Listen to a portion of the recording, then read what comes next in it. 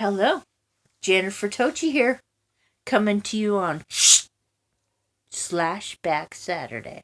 Oh, look, no stupid sling on my hand today. Hooray, hooray! Oh shoot, I have closed my... Oh, there it is. Okay. No, this is last week's. Okay. There it is. Okay. This is Slashback Saturday. Yes, it is. And again, I am a little late. But hey, better late than never. That's what I always say.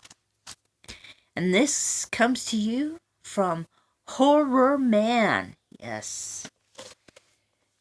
New slasher movie every week.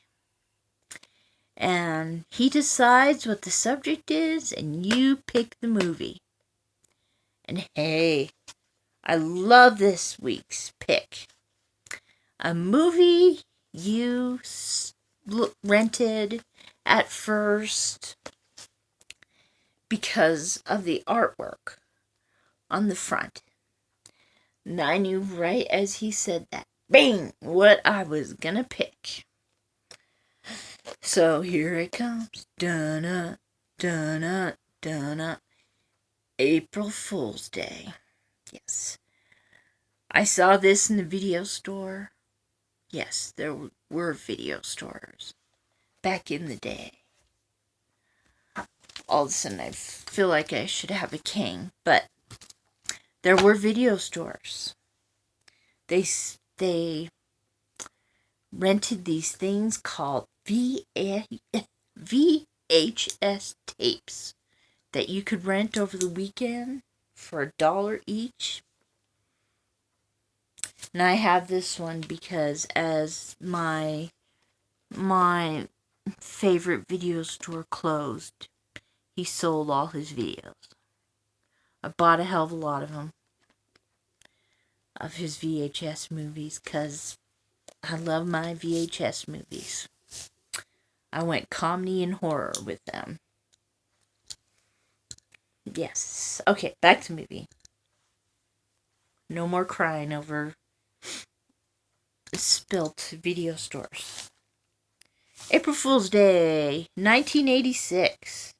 Directed by Fred Walton, who also did Rosary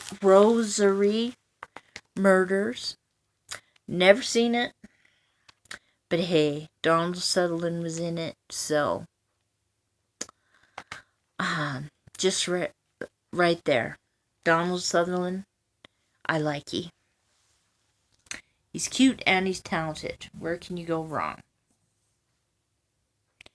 And I saw this cover and I said, oh my God, she has her braid in a hangman's knot. And I don't think you know this yet, but I like my hair.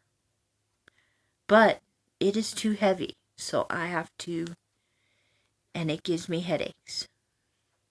But I thought, oh cool, she has a hangman's knot in her braid. That is so awesome. Oh, and she has a knife behind her back. And oh my gosh, all these actors I know from my 80s comedies and horror movies are on the cover in the background. And I'll be seeing some of them. And I said, I have to rent it. And then when it was closing, I said, I have to buy it. And pre-warning, if you love this movie, I both love and hate this movie. But I'll never get rid of it because there's a big love part on there. Okay. So if you love this movie, you may not want to hear why I hate it. The first person I saw on here was Thomas F. Wilson. He was in 3 great movies. I'll even say 4 that I really liked. The 4th is not great though, but you may know him as Biff from the Back to the Future movies. But in this movie, he played Arch. Kind of a funny Biff in this movie that's not that much of a bully as Biff was. And then I noticed Clayton Rauner. And I knew him from Just One of the Guys. Another one of my favorite 80s comedies.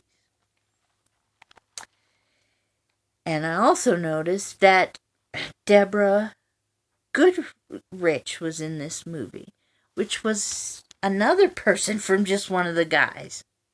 Too bad Billy Jacob wasn't in this movie from Just One of the Guys. Oh, and Clayton Rauner played Chaz in this movie. Kind of, I'm so cool, I'm so great, digging on you, digging on me. Sorry, I've been listening to my TLC CDs too much today. Yes, and Deborah Goodrich. Oh my gosh, I've written so much down about Just One of the Guys that I... who does she play? Okay. And I have actually not written it down who she plays. Hey, I'm kind of still new here. I don't understand that. Drink time. Diet Dr. Pepper. Okay. And then we've got Deborah Foreman, who plays Buffy in this movie. But she's also in Valley Girls and Waxwork. I like Valley Girls, but Waxwork, love. If you ever want to fall into a vampire, watch Waxwork. And she plays Buffy / Muffy in this movie. And then Amy Steele's in this movie, and she plays Kit. And she's from Friday the 13th 2 and Walk Like a Man. Those are just ones I remember. Well, anyway, let's get to the movie. April Fool's Day. 9 friends are invited to kind of a little stuck-up Buffy's island with a house on it for a fun vacation and a great spring break.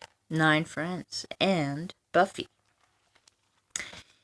And when they're coming there, there's an accident with one of the crew because they have to be brought to the island by boat. And one of the people on the boat gets hurt. Not one of the 9 people, but others. And they're just there to partake, because what else do college students do in the 80s but partay? And slowly people start getting missed, and everybody thinks, hey, they're just out meeting people, getting laid, everything. And then they start finding bodies. And then Buffy, all of a sudden the next morning, after she is her normal snooty stuck-up self, is wearing ugly clothes and acting weird. Yes. And all of a sudden people start dying. Like the water turns off. As the water turns off, our Arch's head gets cut off. And they find it in the well, because they have to go to the well.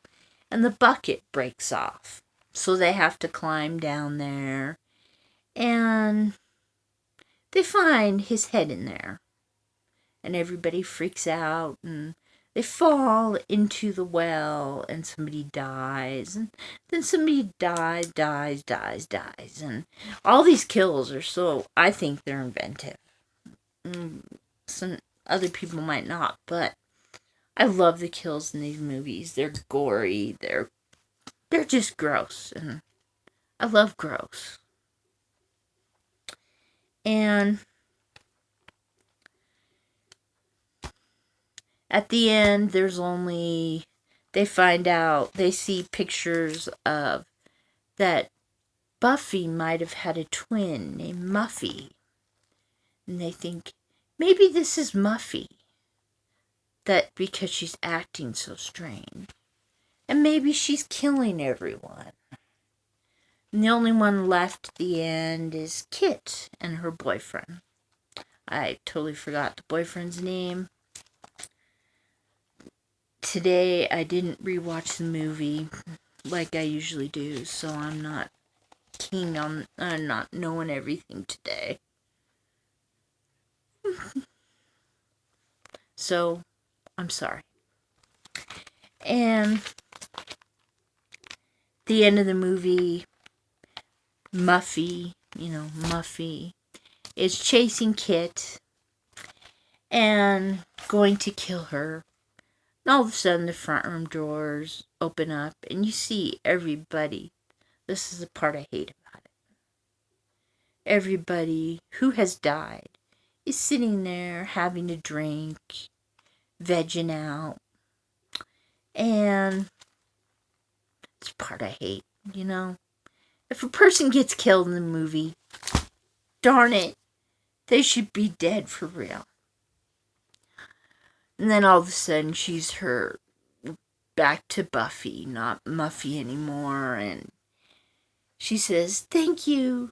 I'm going to start doing this every weekend to show my dad that everybody can be doing this." Oh, I should have said spoiler alert. I'm sorry.